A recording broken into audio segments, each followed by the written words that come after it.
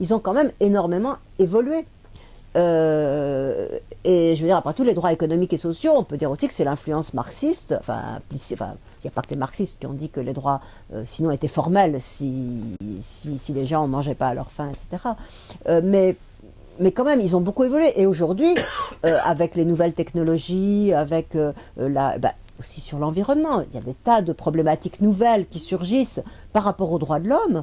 y compris de savoir si on va donner des droits, reconnaître les droits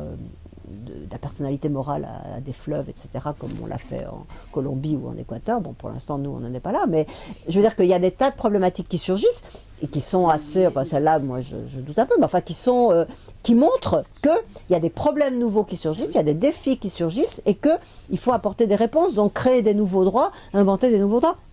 On a beaucoup dit que, certains ont parlé d'une troisième génération des droits de l'homme, hein, droit à la paix, droit à un environnement sain, droit au développement. C'est vrai que beaucoup ont critiqué ça, et de fait, certains disent qu'à force de voir comment dirais-je, de créer des tas d'inventer des nouveaux droits de l'homme, on dissout un peu les premiers, parce que ceux-là, on ne voit pas bien à qui ils sont opposables, qui est créancier, et comment est-ce qu'on peut les faire effectivement respecter. Alors c'est vrai d'une certaine façon, mais si on prend la question de l'environnement, on voit que petit à petit, au fur et à mesure que ça avance, ça recule un peu, mais que ça avance, il y a des obligations nouvelles qui sont imposées aux entreprises, aux États. Voilà. Bon, vous voyez aussi que maintenant il y a des actions en justice, celle qui a été appliquée là, des actions en justice pour essayer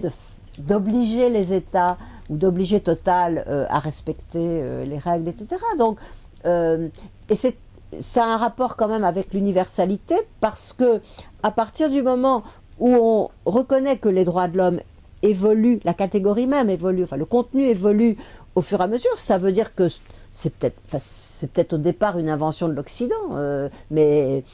ils ne sont pas figés une fois pour toutes, donc tout le monde les fait évoluer. Et le droit à l'environnement et tout ça, c'est quand même venu plutôt des pays du Sud. Hein.